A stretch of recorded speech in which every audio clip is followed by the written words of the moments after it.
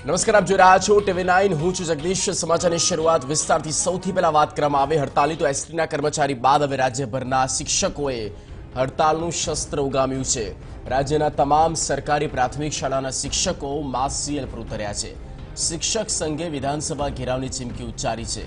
ત્યારે ગાંધીનગરના ચાણક્ય ભવનથી વિધાનસભા સુધી શિક્ષકોએ રેલી યોજશે, જે બાદ વિધાનસભાનો ઘેરાવ કરાશે.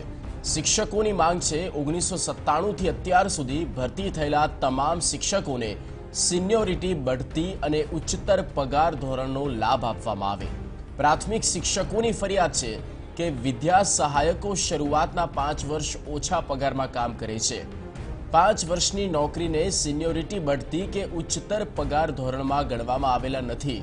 પ્રાથમિક શિક્ષકોને CCC પરીક્ષામાં મુક્તિ આપવામાં આવે.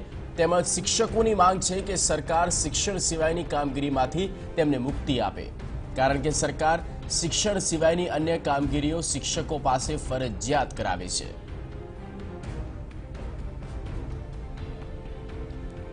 તો રાજ્યના શિક્ષક સંઘે ચીમકી આપી છે કે તમામ જે પડતર તેમના પ્રશ્નો છે, જેના ઘણા સમયથી વણ ઉકેલાયા છે, તેનો તાત્કાલિકપણે નિવેડો લાવવામાં આવે, નહીં તો આજથી માસ સીએલ આગામી સમયમાં યથાવત રહેશે.